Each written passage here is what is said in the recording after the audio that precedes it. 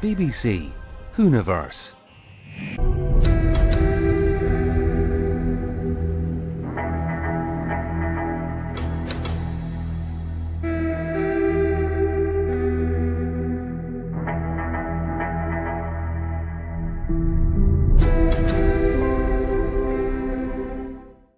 Hello and welcome to the second part in this fan series.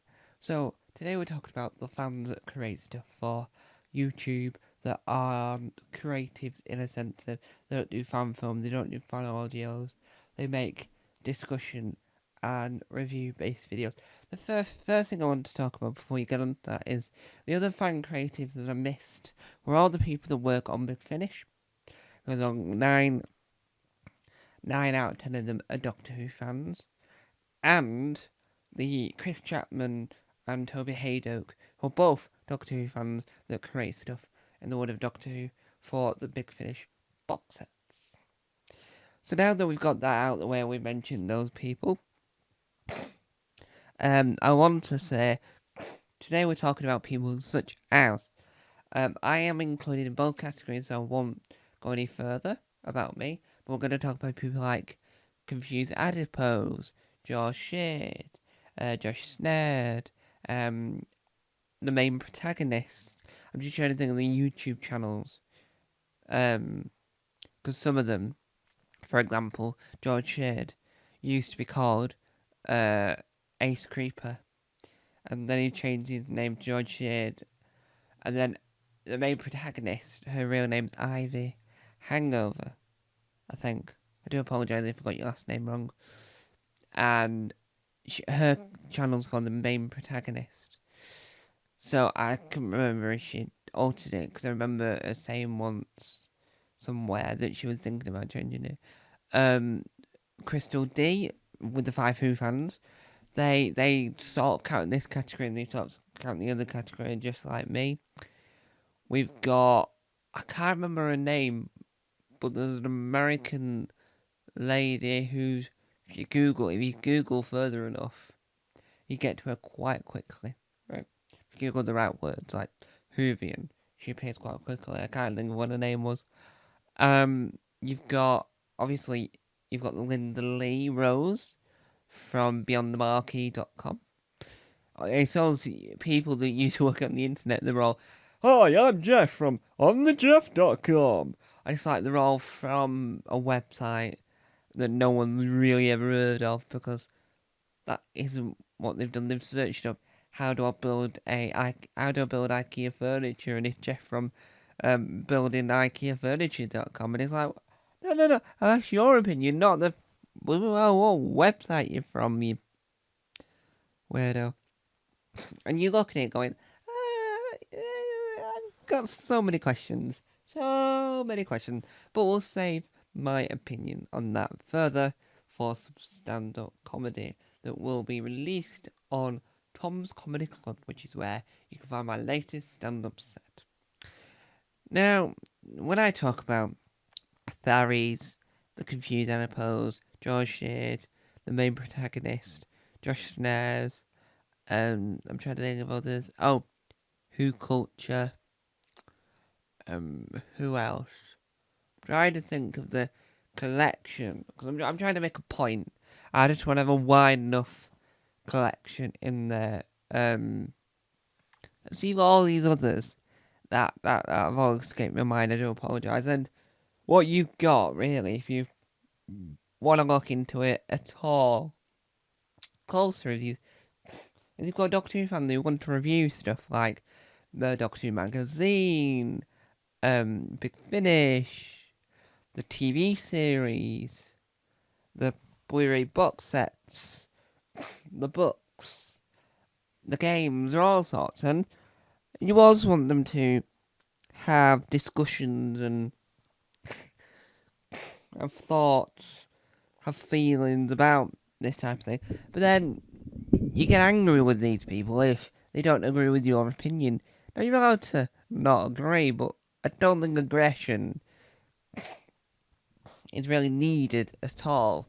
So you sort of going, I'm not too sure why such a person is got all this attention of doing something. It's like Confused Adipose had some negative attention once because he had said, well, something had happened where I can't remember the full story, so I'm not going to go into detail, but something that happened when that he had interacted with an element of the Doctor Who world that he had no clue was heavily negative, which is fair enough. But then everyone went, oh, oh, oh no, don't do that, don't do that. Oh. It's like, it's not his fault.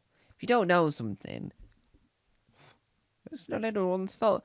And I think that's the only issue about this world of Doctor Who, and that's the only issue about that side of the fans, is because with the creatives on the other side, with a fan film, you can change something if you wanted to. With an audio drama, you can change something. What I mean is, if you don't remember a piece of history, you can change it. But with those, if they make one mistake, then for the rest of their lives, they'll be lumbered with that. It's like, that's not great at all. And it's like, with this side of the world, you've got some really interesting people that have done interesting things. You've got Crispy Pro, who met, I think it was Bonnie Langford when she was at a convention in Australia. You've got Joy Shade, who went on the set of Doctor Who.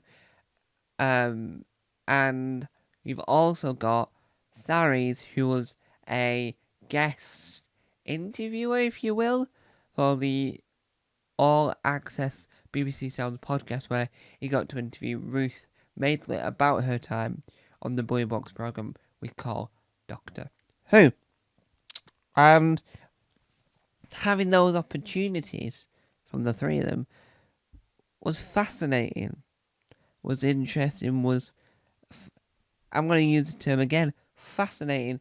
And it's not fascinating for fascinating's sake, it's fascinating because you don't expect that those type of people, which I'm in that category 50% of the time, would ever get those opportunities. So you've got those, you've got the ones that don't do YouTube, right, but make these things on other platforms, and they get the opportunities more regularly, and you sort of expect that because when you look at what they do, these people on these other platforms, they pander to what everyone else is doing in the style of it and the often and all the things, so they make it more, yes, no wonder they've got 18.4 million whatevers. And you sort of get the point why they've been invited to these things, because they're the generic, but on the platform we call YouTube, they're not generic. These are, okay, discussions are not the most unique idea, I'll grant you that, because I do this as well, so this is why I'm allowed to say that. But what you get with these is you get their angle of it, and you get their style of editing to tell this story. And I think that's what makes it more, what I like to say, call interesting, because you then get their overall opinion, and you sort of get to know them as a fan more than you would have if you're watching these other people on these other platforms. I'm not saying that they're not great. I'm just saying that they're not in the same realm. And I think the BBC needs to realise that the people that do that stuff are great. Get them into your sets, get them onto the set, make them record a load of stuff and only release when you want them to. But then you should also do that over on the YouTube channel, but make it so that it's more unique. So if you wanted a very popular fan creator of a fan series to come and do stuff for them, you know, as a promotional thing, get them to do it in their character, get them to do it as their person.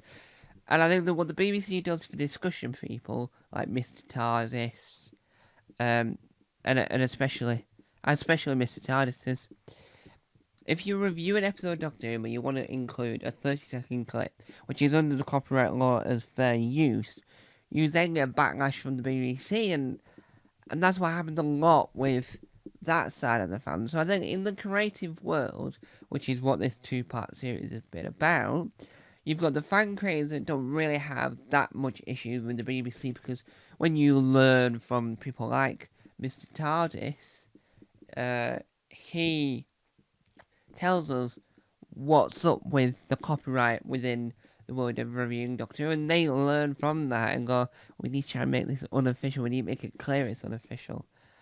And I think that that's what enhances everyone, because everyone gets the same sort of passion and the same sort of welcomeness that everyone does. And I think that's a good thing. Bye-bye.